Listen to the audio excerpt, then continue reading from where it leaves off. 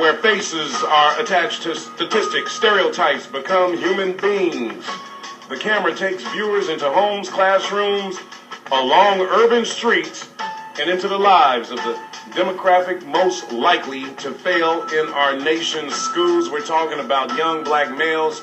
Isaac Hayes is in the studio with me, my guest co-host, and Isaac works at Apostolic Church of God in Christ. We understand under Dr. Bishop Brazier. Dr. Alfred Tatum is on the live line with us. And Isaac, you were saying one of your first jobs at the church was to bond with young people, and I would imagine that meant bonding with a lot of young African-American males who I would imagine, because they were going to church, have a little more guidance, and as Dr. Tatum said, may have had those protective factors that I hear Dr. Bell talk about all the time.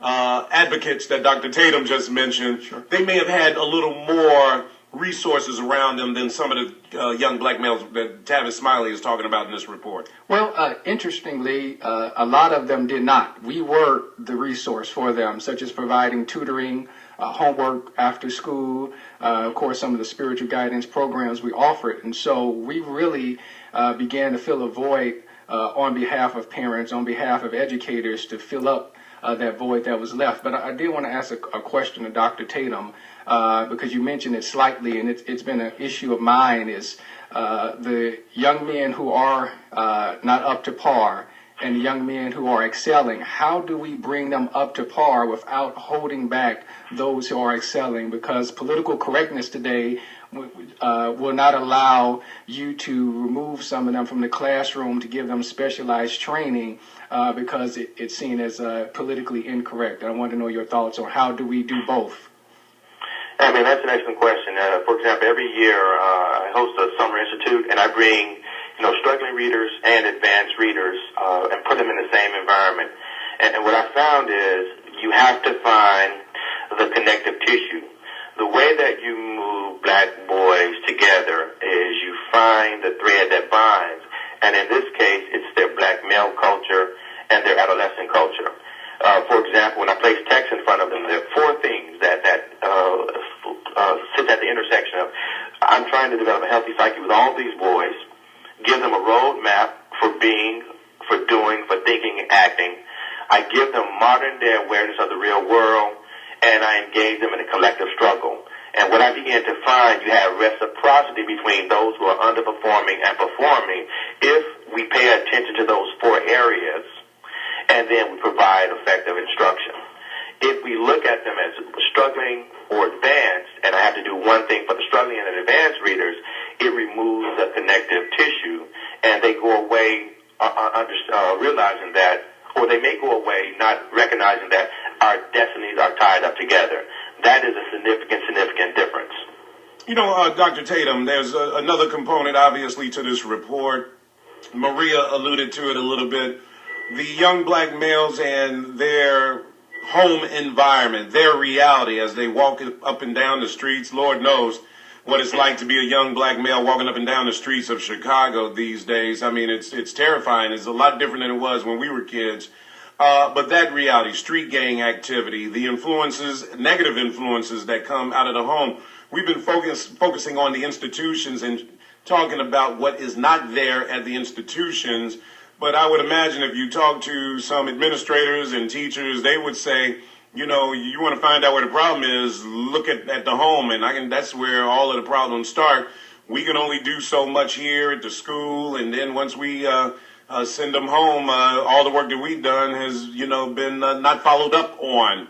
And I would imagine that to some degree that creates this, I don't want to say a bias, but I would imagine with some teachers, they feel like it's an exercise in futility if they're not going to get the support from home that they need. I would hope that they, I'll give a very personal story, but I would hope they take a different perspective. Granted, some kids come from awful homes. Granted, some parents, fathers and mothers have been defaulted by the same school systems. There's only two options. I can wave the white flag, or I can use that as a call to arms. We have to change the narrative and say, for many of our boys, education is the only pillar of protection. I remember I was born and raised in the Ida B. Wells housing project. remember in 8th grade, my teacher clearly said, I know your mother and father are drinking out of jelly jars. You know, you tear up the jelly jar label, that becomes your glass. Mm-hmm. He said, but these teachers at the same time, they had Harvard dreams for kids who lived in hellish conditions. It didn't matter to them that I was placed at gunpoint 5 times before I turned 16. It didn't matter that my mother failed to complete high school. He still instilled in me that, yeah, you're drinking out of jelly jars now, but you can become CEO of Welch's Jelly, or you can move your own. So against overwhelming odds, this teacher, or my teachers, had to reconceptualize what they were going to put in front of me. So this is why they put Dick Gregory's novel Nigger in front of me. Or this is why they had me learn Invictus. I am the master of my fate. I am the captain of my soul. This is why they instilled the Declaration of Independence in me. So although these conditions were awful at the particular time, they did not allow me to remain destitute of words and ideas. Sometimes those ideas and those words penetrate the psyche, and you can reimagine new beginnings. If I understand that as an educator, I look at kids' home life as a call to arms, and that means I have to be more committed. I have to develop more confidence. But for our black boys, they're not more likely to fail. They're more likely to be failed because of those outside influences. I don't dismiss those things, but I have to know that my efforts have to be strong enough, particularly if my students have what I refer to as an out-of-school overload. When they come into contact with me as an adult, I have to make sure that I have something that would compete with that. We'll still lose some, but not at the rate that we're losing them now. All right, somebody who's been committed to the lives of young black men in Chicago has called in Brother Kwesi Ronald Harris. He's the director of the African American Male Resource Center at Chicago State University. Kwesi, I'm glad you called in. You've been listening to this conversation, my friend. Did you get an opportunity to see Tavis's report last night? And even if you didn't, your thoughts on this conversation? You know I was glued to PBS, bro. Yeah, and I really want to commend Brother Tatum as well as you, Matt, for having this timely conversation. You know, here over at the Chicago State University and talking to my partner in Liberation over there at UIC this morning, we have the African American Male Resource Center. I think that's one of those connective tissues that he was speaking about this morning, is that it's a center that's on campus to work with first-time, full-time freshman males, because we know there's a transition coming from high school to college, and we know if we lose them on that first semester, we've lost them for the whole next 4 years. And so just to have this conversation and to talk about folk who are really doing the work, I mean, down in the trenches, it's timely, and we're doing some of that. I mean, you know, we're an advocacy academic support center.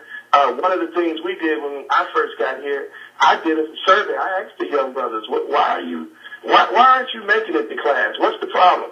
And you know what I discovered? Our young men are not academically challenged. They're poverty challenged. They couldn't afford the books. So what did my center do? We're going to buy the books. We're going to put the books in our center. So now Jabari can't call home and tell Mama, I'm failing. See, we removed that barrier. And we don't even talk about it from the perspective of, you hear the old adage, failure is not an option. We flip that. We say the fear of failure is not an option. It's okay to be afraid. It's recognized struggle is a beautiful thing. I mean, you think about that seed. It has to grow through the dirt every day to express itself. That's a metaphor for them.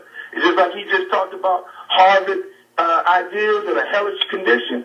You can still be that rose, as Tupac said, growing in the concrete.